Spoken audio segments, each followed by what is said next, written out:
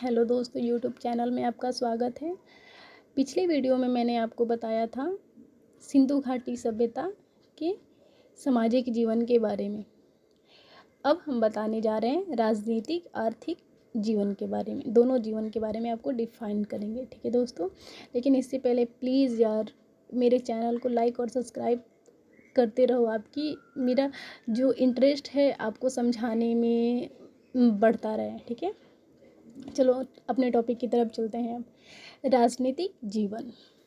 हड़प्पाइयों के राजनीतिक संगठन का कोई स्पष्ट अभ्यास नहीं होता है, ठीक है, क्योंकि हड़प्पावासी वाणिज्य व्यापार की ओर अत्यधिक आकर्षित होते हैं। जो हड़प्पावासी होते हैं वो व्यापार वाणिज्य व्यापार जो होता है उसकी तरफ ज़्यादा ही ध्यान देते हैं, ठीक है। इसलिए ऐसा माना जाता है कि शासन व्यवस्था में भी वणिक अथवा व्यापारिक वर्ग की महत्वपूर्ण भूमिका रहती थी, ठीक है। स्टुअर्ट पिंगगट नामक विद्वान ने सर्वप्रथम हड़प्पा और मोहनजोदड़ो को मिश्रित राजधानियों के रूप में वर्णित किया है। जो स्टुअर्ट हैं और पिगंट नामक जो विद्वान थे उन्होंने पहले हड़प्पा और मोहनजोदड़ो को दोनों को मिश्रित राजधानियों के रूप में वर्णित किया था, ठीक है। और हंटर के अनुसार माना जाता है कि मोहनजोदड़ो का शासन राजतंत्रात्मक न होकर जनतंत्रात्मक है। जो हंटर थे उनका यही मानना था कि मोहनजोदड़ो का शासन राजतंत्रात्मक था और न होकर जनतंत्रात्मक है, ठीक है। जबकि विलियम के अनुसार माना जाता है कि सिंधु सभ्यता के लोग का शासन मध्यवर्गीय जनतंत्रात्मक था और उसमें धर्म की महानता ज़्यादा थी, ठीक है दोस्तों। जो विलियर जो थे उनके अनुसार जो थे सिंधु सभ्यता के लोगों का शासन मध्यवर्गीय था, मीडियम मतलब था, लेकिन वो जनतंत्रात्मक थे और उसमें धर्म की कोई महानता नहीं थी, ठीक है। और जबकि केनोयर ने बोला था कि सिंधु सभ्यता की राजनीतिक व्यवस्था अनेक प्रतिस्पर्धी विशिष्ट वर्गों द्वारा संचालित थी, समझे दोस्तों। और ऐसे ही एस रत्नाकर के अनुसार माना जाता था। एस रत्नाकर जो थे उन्होंने अपनी ओपिनियन अलग दी थी। उन्होंने बताया था कि हड़प्पा के जो राज को प्रारंभिक राज्य माना जाना चाहिए क्योंकि उसकी अनेक प्रवृत्तियां और विशेषताएं प्रारंभिक राज्यों की परिस्थितियों से मिलती जुलती थी। जो एस रत्नाकर थे उन्होंने बताया था कि मतलब जो हड़प्पा के राज्य को प्रारंभिक राज्य माना जाता था, मतलब शुरुआती का राज्य माना जाता था, ठीक है। उनके प्रवृत्तियां और विशेषताएं प्रारंभिक राज्यों की परिस्थितियों से मिलती जुलती रहती थी, मतलब मिलता जुलता रहता था, ठीक है। अब हम लोग चलते हैं आर्थिक जीवन की विशेषताएं की ओर, ठीक है दोस्तों। नगरीकरण सैंधव सभ्यता के स्वरूप की मुख्य विशेषता थी।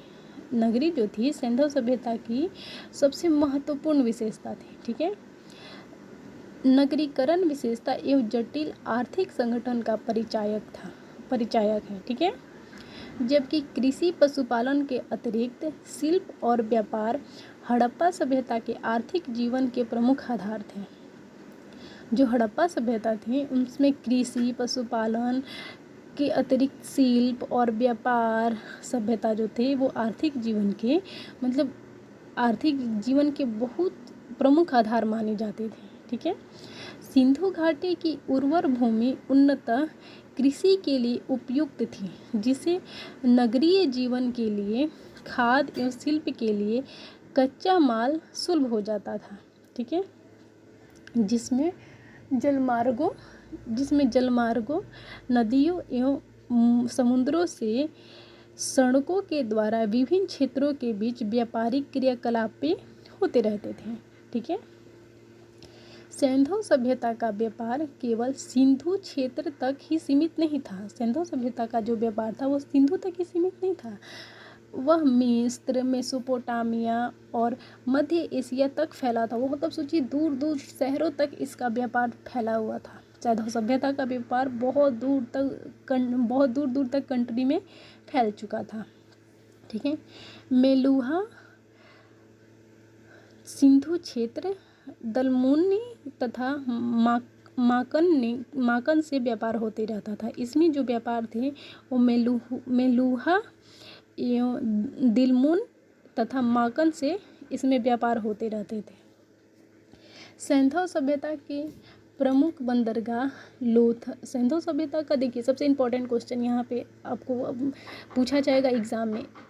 देखिए दोस्तों, ये सबसे इम्पोर्टेंट क्वेश्चन है, ये एग्ज़ाम में अक्सर पूछे जाते हैं। जैसे सिंधु सभ्यता के प्रमुख बंदरगाह हैं कहाँ कहाँ हैं, तो सिंधु सभ्यता के जो प्रमुख बंदरगाह हैं वो लोथल में, रंगपुर में और सुरकोटंडा में, प्रभासपाटन, सोमनाथ में, बालकोटा में, सुतकानगेंडोर और सुतकानगोह आदि में स्थित थे। कहाँ कहाँ स्थित थे?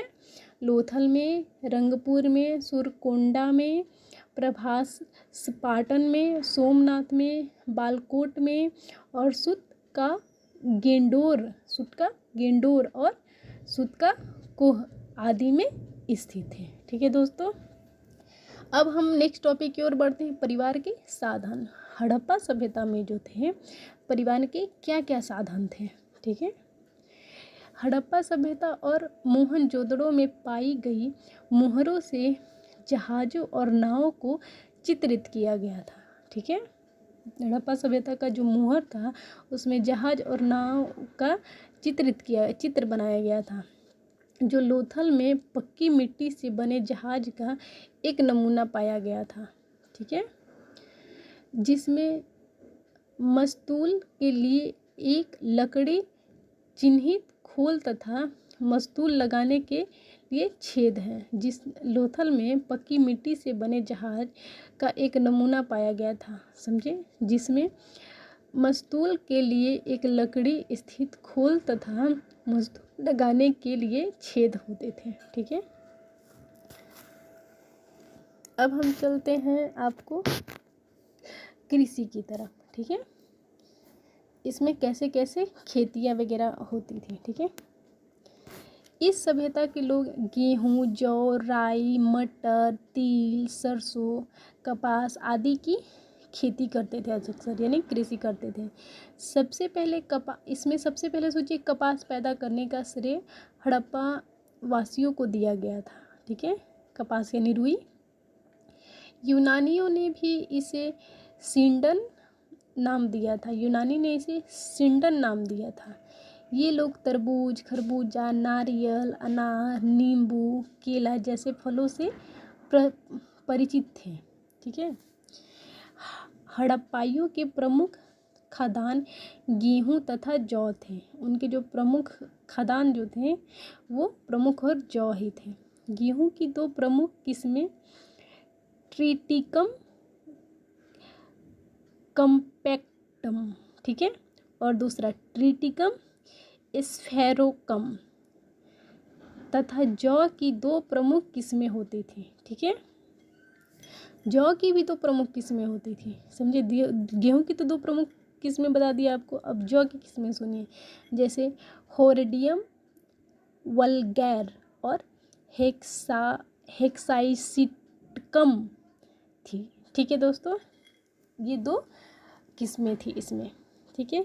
अगर आपको आज का मेरा क्लास अच्छा लगा तो प्लीज़ दोस्तों प्लीज़ लाइक करना ना भूलें और सब्सक्राइब करिए कि ताकि मैं और वीडियो बनाऊं तो आपके पास वो प्रेजेंट हो सके। Okay, bye bye.